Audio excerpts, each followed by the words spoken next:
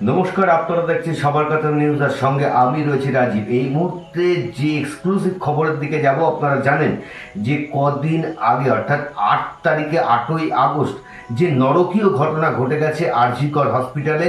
একটি ডাক্তার নৃশংসভাবে ধর্ষণ এবং খুন হয়েছেন, তার প্রতিবাদ কিন্তু সারা বাংলা নয় সারা ভারতবর্ষে চলছে, বহুদিন ধরে চলছে। এবং প্রকৃত বিচারের দাবিতে তারা উই ওয়ান্ট জাস্টিস বলে একটি কিন্তু আন্দোলন তৈরি করেছে এবং রাত জাগো মেয়েরা রাত জেগেও আন্দোলন করেছে, এখনো সে আন্দোলন চলছে। আজকে আপনারা জানেন কলকাতা শহরতলি সমস্ত জায়গা হচ্ছে। আর এই মুহূর্তে যে ছবির দিকে আমি আপনাদের আঙুল দেখাবো সেইটা হচ্ছে নদিয়া জেলার চাকদা হসপিটালের সামনে। আজকে মহিলারা কিন্তু উই ওয়ান্ট জাস্টিস বলে একটি আন্দোলন শুরু করেছে যে আমরা প্রকৃত বিচার চাই এবং আমরা সত্যি বিচারটা চাই এবং তাড়াতাড়ি বিচার চাই। এবং তারা বিভিন্ন প্লাকেট নিয়ে চাকদা হসপিটাল মোড় থেকে শুরু করে চাকদা থানার মোড়ের দিকে তারা কিন্তু আস্তে আস্তে এগিয়ে যাচ্ছে।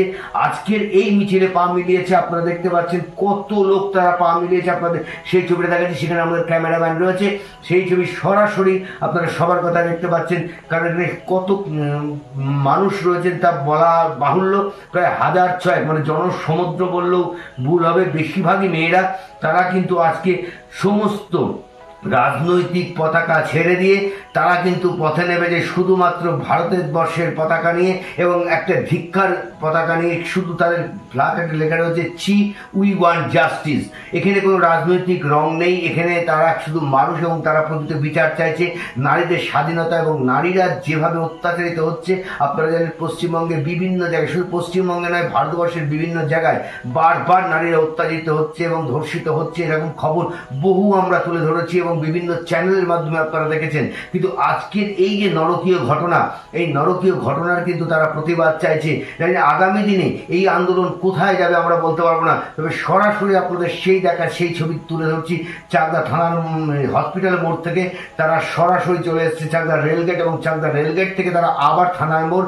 এবং এখানে যে কত মহিলারা রয়েছেন, এরা এখানে কিন্তু পুরুষরাও রয়েছেন, তারা কিন্তু সমস্ত রাজনৈতিক পতাকাকে ফেলে দিয়ে তারা শুধুমাত্র বিচারের আশায় রয়েছেন যে প্রকৃত বিচার কবে হবে এবং মহিলারা কবে সঠিকভাবে রাত্রিবেলায় নিশ্চিন্তে বাড়ির থেকে বেরোতে পারবে, সেই বিচারের আশায় রয়েছে। এখন সম্পূর্ণ বিচারটি রয়েছে সিবিআইয়ের আন্ডারে এবং সিবিআই তদন্ত শুরু করেছে। আপনারা দেখেছেন যে সিবিআই কিন্তু বিভিন্নভাবে তদন্ত করছে।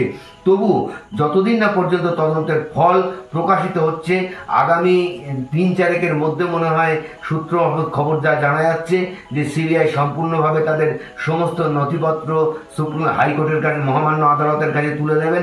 এবং এখন কিন্তু ততদিন পর্যন্ত বিভিন্ন জায়গার সাথে বিভিন্ন জায়গায় মিছিল চলছে। আজকে যুব ভারতীতেও আপনারা দেখেছেন মিছিল হয়েছে, সেই ছবি আমরা তুলে ধরেছি। এখন সরাসরি আপনাদের সেই চাকদার ছবি তুলে ধরলাম।